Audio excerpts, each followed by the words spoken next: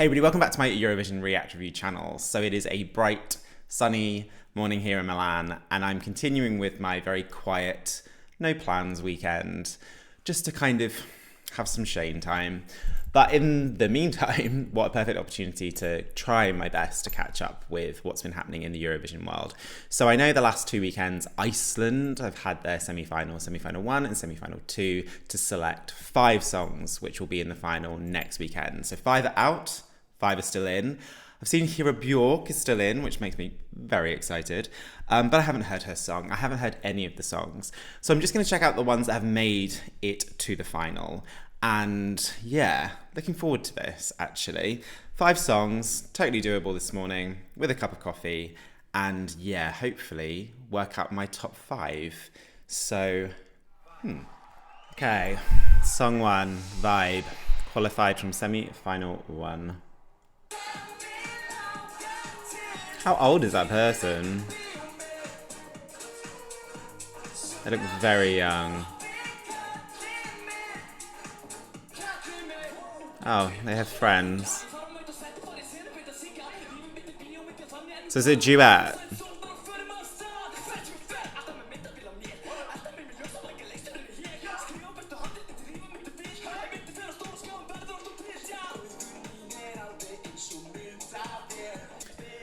Catchy little beat. It's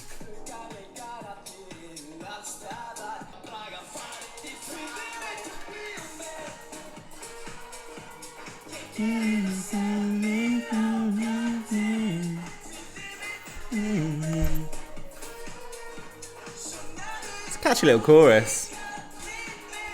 I mean, I have zero idea why there's an astronaut, gorilla, and princess. Why not? What I'm loving though is I'm staring at this stage with a princess, astronaut, and gorilla, and all I can think of is why the princess's shoes are hideous. I'm just like, those shoes are hideous. We've got a key change. This is quite catchy.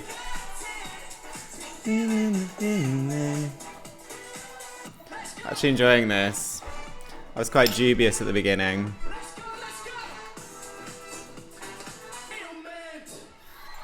That was very catchy. They're like a cooler, more tolerable Jedward. Actually, that was very catchy. Are they brothers or are they friends? I couldn't quite work out, obviously, because the fact they had glasses on, so I couldn't necessarily decipher whether genetically they looked similar. But nonetheless, it was quite catchy. I'm going to start positive and give that one an 8.2. I mean, I'm not really necessarily sure the astronaut, princess, and gorilla reference, but hey, this is an opportunity for people to let me know in the comments. What was that about? Cool.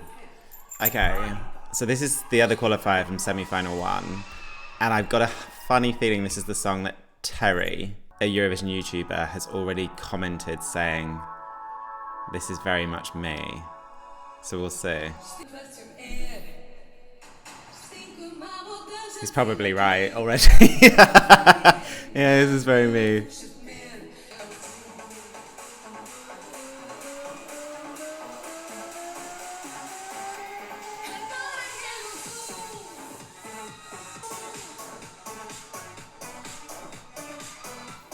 So this is the chorus, this bit here. I find myself contradicting myself many a time with this. I prefer a kind of lyric on a chorus. I don't necessarily like a kind of dance drop in replacement of a chorus. But like Natalia Gordienko's Sugar from Moldova is exactly that, and I love that song. So I guess it's song by song. I was wanting a bit more from the chorus, but great start. Just get out of the fans.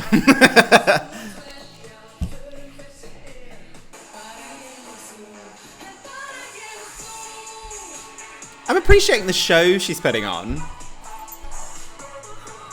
Definitely enjoying the aesthetics of what's happening on stage.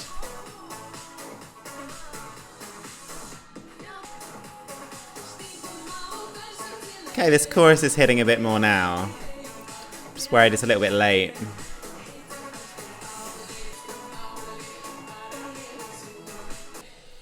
Oh man. See, for me personally, like, I am a big fan of Malta's Loop and Luxembourg's song.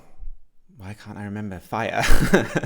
So for me, female bops really have to be something to compete with those two, which I listen to quite regularly. I'm going to take it back slightly because that chorus did seem to kind of hit harder at the end. It's one of these where I was like, I want to like it. I want to like it.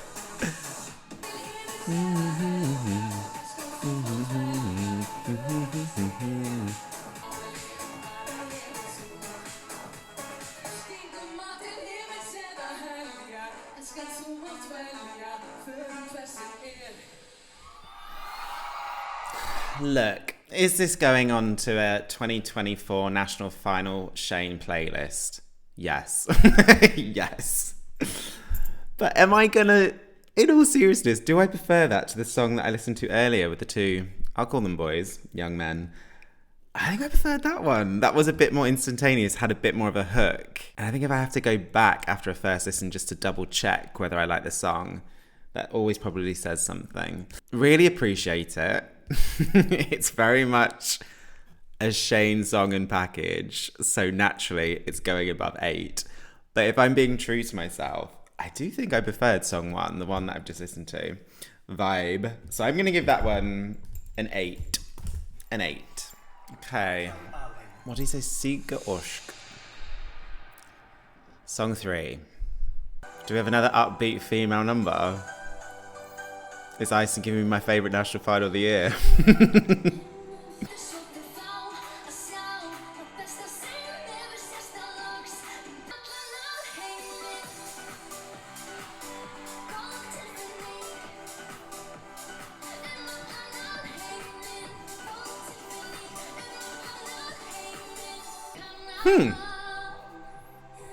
It's a nice little poppy number. It's not spellbounding.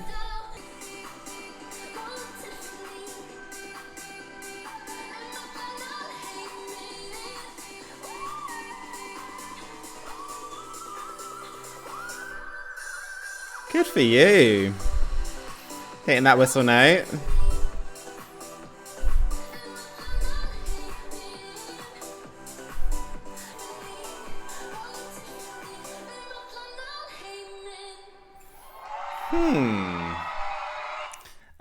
Okay. It was nice. I enjoyed it. She put on a show. Okay, that's my least favourite so far. Go Tiffany. Go Tiffany. I'm going to give that one a 7.8. A 7.8.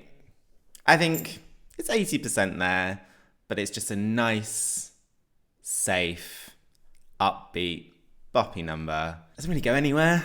I don't have this drive to necessarily listen to that one again, but yeah, okay.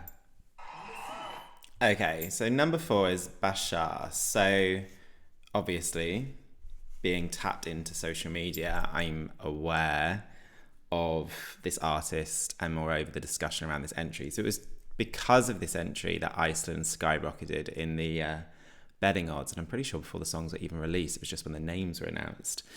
So someone's gonna have to tell me, does Bashar live in Iceland? So I know he's done work with Hatari before, who are from Iceland, so ethnically and culturally aligned to Palestine, right?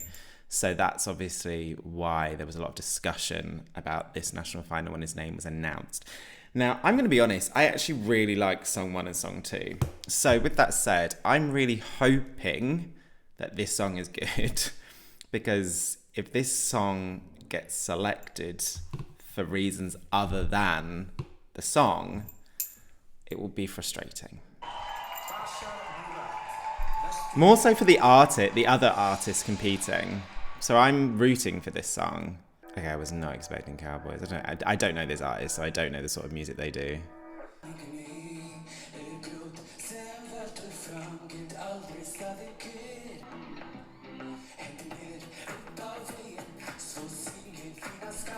Okay.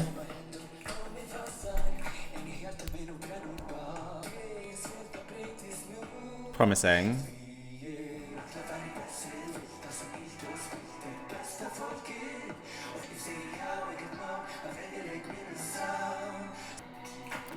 Okay.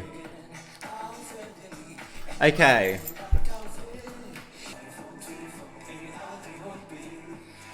It's a bit like, was it 2 or 3 years ago now, Raiden in Benidorm Fest? I loved that song. Similar vibes.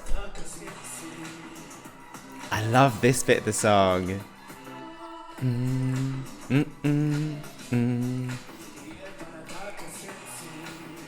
This is actually quite good. It's this bit of the song. This is the best song so far, easily. Like, I made the comparison with Raiden a couple of years ago from Benidorm Fest, and I think that comparison is also very valid. I was going to make a Aiden from Malta reference as well, but I was like, actually, no, that's very much camp pop, and this is a bit more kind of edgier. But I'm so unbelievably relieved that if Iceland select this song, I'm going to enjoy the song. I was just slightly concerned, irrespective of whatever song he was going to sing, it still would have gone to Eurovision.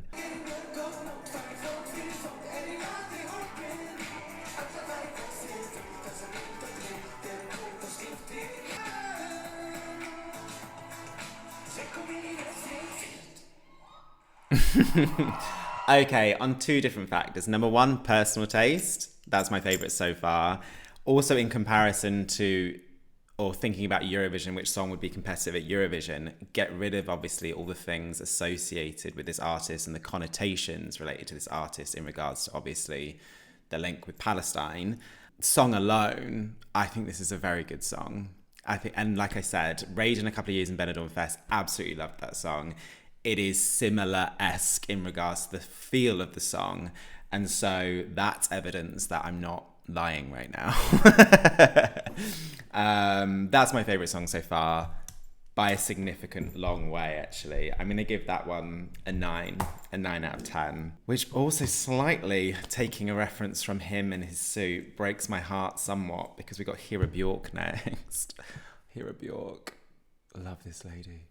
So I am definitely a person that prefers someday love will... Whoa! Someday love will shine over Je ne sais quoi. Je ne sais quoi, obviously, iconic, legendary, absolutely love it. But I still, somewhere inside of me is slightly heartbroken that Someday didn't go to Eurovision. And I've made that reference a few times. Terry mentioned him twice now in this video. Has mentioned also that he loved that song and also was heartbroken that Denmark didn't pick her that year when she came second. Right, what? Please be good, please be good.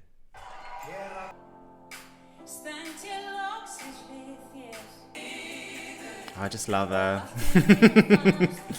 I follow her on social media, so I'm aware how great she looks these days. Oh, I love her.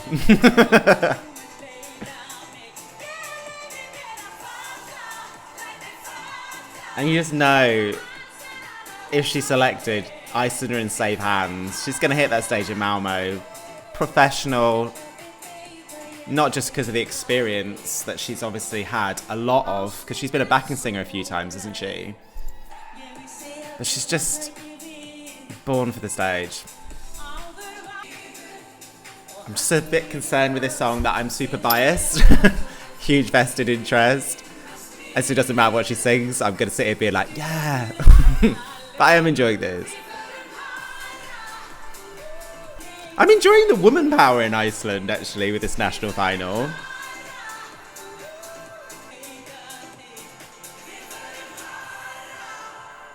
She's just iconic.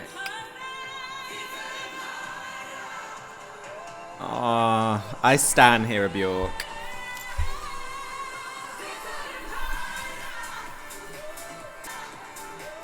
I feel this song was always going to start at 8 out of 10, irregardless of what the song was.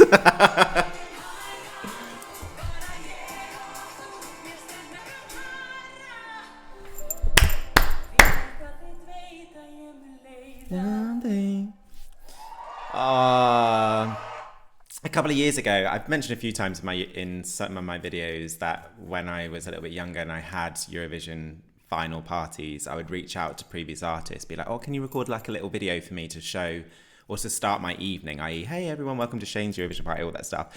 And Hera Björk did one for me, and out of nowhere, I can't remember what Eurovision it was, but Salma from Iceland, she got her in the video as well. Oh, she's very, very selfless. I do love Hera Björk. Right, I need to stop waxing lyricals about Hera Björk, and I need to start being objective. Okay, I'm going to give that one an 8.5. An 8.5. So therefore, my top 5 are... Right, Sigga in 5th. Just seeing that she's a wild card, so she didn't automatically qualify. Okay. Yeah, she's my 5th with 7.8. 4th is Anita. I do think probably on 4 or 5 listens, I will get on board with that one and agree with Terry. 3rd reference, a Eurovision YouTuber who believes that that song was built for me. 3rd place, which I think probably would surprise people, is Vibe, the two boys. That was a catchy number. That was a really catchy number. That chorus is very infectious on 8.2. Hera Björk, she actually hasn't disappointed me. I remember, was it her last go, Joanna, is it true? Her last go with her partner, like I can be objective because I remember listening to that song and I was like, this isn't great. So I can be objective because I loved Joanna, and so it wasn't necessarily automatic that I would be obsessed with Hera Björk's song, but I really, really enjoyed that. But I think also I was just captivated by her. Like, she has this magnetic energy which naturally gravitates your attention to her. But listen, I mean, I actually genuinely feel Bashar has the best song for my music taste. I do want to now listen to that one again. And moreover, from these songs, that's the one that definitely feels more competitive, irrespective of the things associated around the artist, which I've obviously seen and been obviously following. The song alone, I think, I know, based on my musical taste and my general perception and knowledge of Eurovision, deserves to go to Malmo. And I think the song alone deserves to do quite well. There is something very, very good about that song. And like I said, I was slightly apprehensive before watching that, thinking, is this going to be more hype around the artist, irrespective of the song? So I'm so unbelievably relieved that I like the song, and it is my favourite of all of them, 9 out of 10. So those are my thoughts. So the final is next Saturday. I won't decide. Iceland will decide who will be going to Malmo for them in 2024. But who is your favourite? Please do let me know in the comments below. And if you're still here and you haven't subscribed to my channel, please do click the notification button so you're informed if and when I post videos. And yeah, until next time, stay safe.